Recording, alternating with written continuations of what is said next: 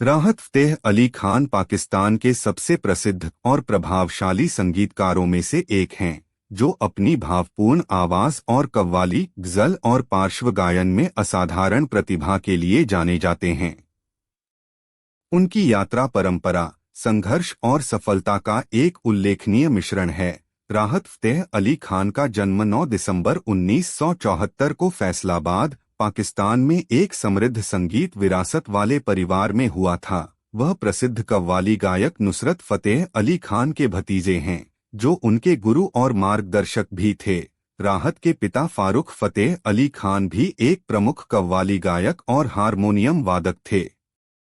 यह परिवार भारतीय उपमहाद्वीप में शास्त्रीय संगीत परंपरा, पटियाला घराने से संबंधित है और 600 से अधिक वर्षों से कव्वाली संगीत में शामिल है।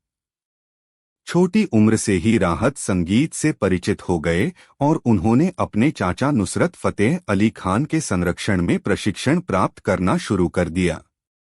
उन्होंने 7 साल की उम्र में गाना शुरू किया और जल्द ही अपने चाचा के कव्वाली समूह का एक अभिन्न अंग बन गए। राहत के शुरुआती प्रशिक्षण में शास्त्रीय संगीत के कठोर सत्र शामिल थे, जिसने उनकी भविष्य की सफलता की नींव रखी। राहत फ़तेह अली खान ने एक युवा कव्वाली गायक के रूप में संगीत की दुनिया में अपनी शुरुआत की। अपनी गहराई, बहुमुखी प्रतिभा और भावनात्मक अनुगूंज की विशेषता वाली उनकी आवाज ने तुरंत ध्यान आकर्षित किया।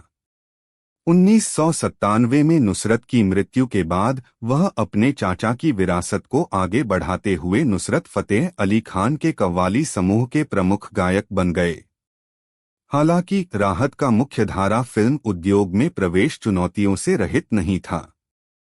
पार्श्व गायन की दुनिया, विशेषकर बॉलीवुड में, अत्यधिक प्रतिस्पर्धी थी। उनकी अपार प्रतिभा के बावजूद उद्योग में प्रवेश करने के लिए महत्वपूर्ण प्रयास और दृढ़ता की आवश्यकता थी। उन्हें सफलता तब मिली जब उन्हें 2003 में बॉलीवुड फिल्म पाप के लिए गाने के लिए आमंत्रित किया गया। मन की लगन गाना बहुत हिट हुआ और राहत की आवाज जल्द ही पूरे उपमहाद्वीप में पहचानी जाने लगी।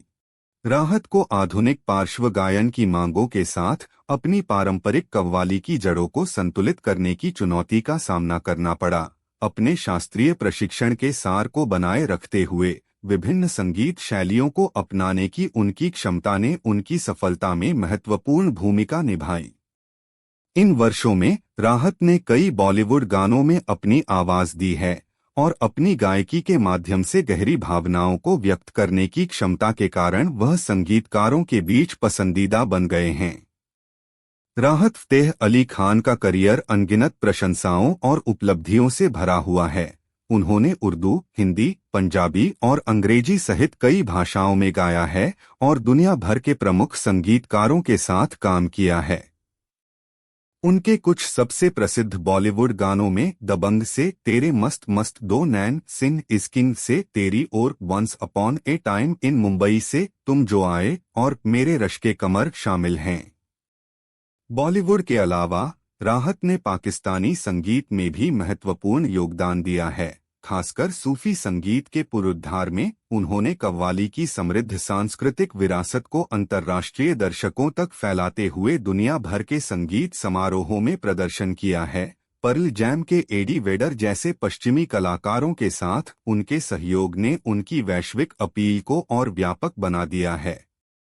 जब बात उनकी निजी जिंदगी की आती है तो राहत फ़तेह अली खान को एक निजी व्यक्ति के रूप में जाना जाता है। उन्होंने निदा राहत से शादी की है और दंपति का एक बेटा है जिसका नाम शाज़मान खान है।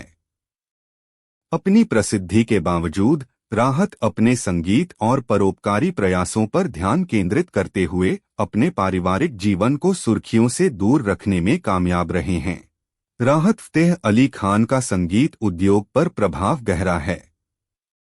उन्हें कव्वाली संगीत को युवा पीढ़ी के बीच लोकप्रिय बनाने और अंतर्राष्ट्रीय दर्शकों के सामने पेश करने का श्रेय दिया जाता है। शास्त्रीय संगीत को समकालीन ध्वनियों के साथ मिश्रित करने की उनकी क्षमता ने उन्हें संगीत जगत में एक अद्वितीय स्थान दिलाया है। राहत अपनी कला के प्रति समर्पण, अपनी संगीत विरासत के प्रति सम्मान और कुछ नया करने की इच्छा से अनगिनत महत्वाकांक्षी संगीतकारों को प्रेरित करते रहते हैं। एक युवा कव्वाली गायक से एक अंतर्राष्ट्रीय संगीत आइकन तक की उनकी यात्रा उनकी प्रतिभा, कड़ी मेहनत और संगीत की स्थायी शक्ति का प्रमाण है। राहत फतेह अली खान की कहानी सिर्फ व्यक्तिगत सफलता की कहानी नहीं है, बल्कि भारतीय उपमहाद्वीप की समृद्ध सांस्कृतिक और संगीत परंपराओं का उत्सव भी है। उनका संगीत सीमाओं को पार कर गीत की सार्वभौमिक भाषा के माध्यम से लोगों को एक साथ लाता है। और भी फिल्म कलाकार के बारे में जानने के लिए हमारे वीडियो देखें और हमारे चैनल हिस्टोरिकल भारत को सब्सक्राइब और शेयर करें।